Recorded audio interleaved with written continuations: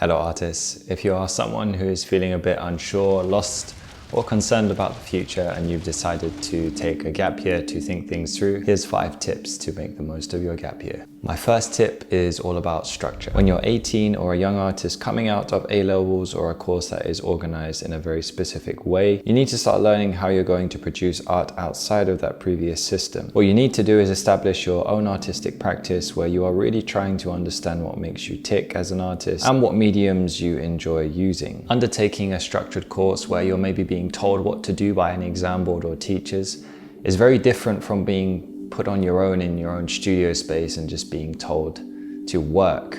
So if you haven't done that before, it can actually feel quite daunting at first. If this is something that is new to you, I would start with building some organizational skills and getting very good at time management. Then once you're aware of the subjects you might want to address in your work and research, you can structure your day around that. Personally, I really enjoy using programs such as Notion to organize my own daily schedule, research, and other things such as the very script for this video you're watching right now. I definitely recommend it if you are not using it already. Tip number 2, if you are really seriously thinking about going in a creative direction when it comes to work or a degree, you really need to consider doing some short courses in your gap year to either build on your already existing portfolio or to develop some particular skills that might help you land a job somewhere. In other videos, I've spoken about doing a foundation year before doing a degree, but you really need to kind of understand what courses you are stepping into before actually doing them. Some of the foundation courses, say for example here in London, have very, very big cohorts that kind of make it difficult for students to properly engage with the course.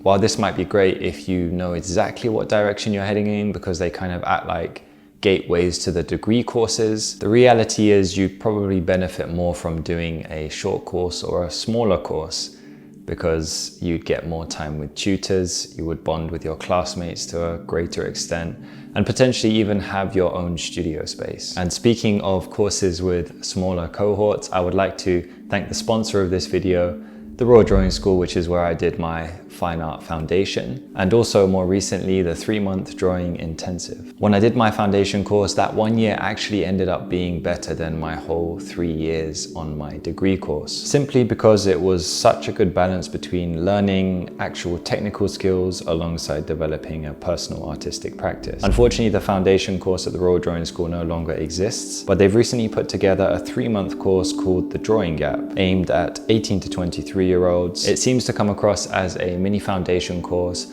and offers students the chance to curate their own term in a similar manner I did with the drawing intensive. Link will be at the end of the video. Not only is there a massive practical aspect to the course where students learn about drawing, painting, illustration, sculpture, and printmaking, but there's also a critical component where the class will engage in group discussions, lectures, and visits to contemporary galleries and museums. The Royal Drawing School is currently accepting applications for their autumn term, but if you are watching this video outside of this application period, there will be links in the description with more information on the Royal Drawing School because they plan to run this course multiple times per year.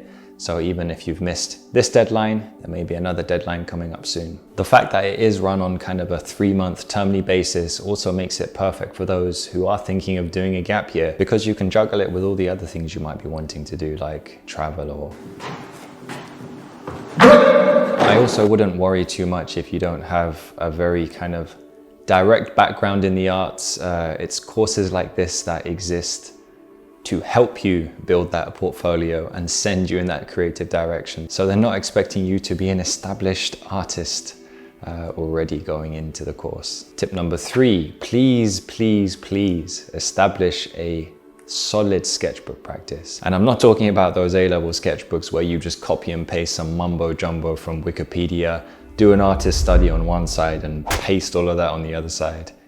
Yeah, I did that too. I'm talking about really starting to observe your surroundings, taking note of the things you are interested in a visual format, taking small bits here and there from artists you love, and also if writing is your thing, write. Whether that be abstract thoughts, poetry, jotting down important references, research, or even practical reminders, a dedicated sketchbook practice really does wonders for your work. It's like the foundation that holds everything together. Number 4, this next tip is probably the most challenging one out of all of them. And that is, if you can go and work alongside an artist or find someone in the creative direction that you want to head in, and if you can work with them, get some work experience, something along those lines, then go. If you don't know any artists or anyone who can put you in touch with one, what you can do is simply message on social media or email as many local artists as you can, asking if they can give you some work experience. Whether that be helping as a studio assistant or cleaning their brushes,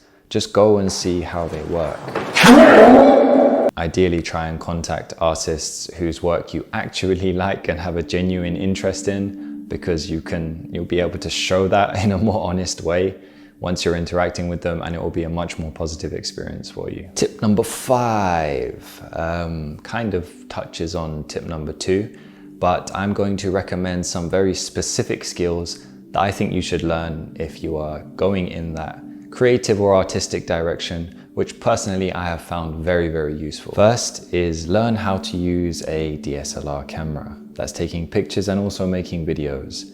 Taking good quality pictures of your work for your social media or website is important. If your work is presented in a professional manner, it does your work more justice. Nobody wants to see a crappy photo of a painting where the lighting or exposure messes up the colors to the extent where it doesn't even look like the original anymore. Next up, storytelling and video editing. This is, I think, extremely underrated, especially storytelling skills. I would recommend the book Storyworthy by Matthew Dix. Audible is the best. And bear in mind, this isn't like storytelling in terms of writing a novel or a script for a cinematic masterpiece. This is learning how to take information and present it to an audience in a more digestible and entertaining way. As for the video editing, I learned everything I know basically off of Skillshare and YouTube. I've actually just really grown to enjoy the process of content creation, specifically in the context of YouTube.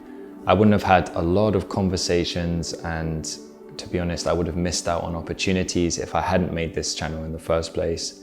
It's been great talking with so many students who have messaged me on Instagram, and I'm also really excited to see where this channel is going to go and how I'm going to, I guess, keep pushing it forward. And speaking of development, you might be interested in this video here, which goes through how the drawing intensive changed the way I work and how you might be able to take your practice to the next level. And here is my awkward goodbye.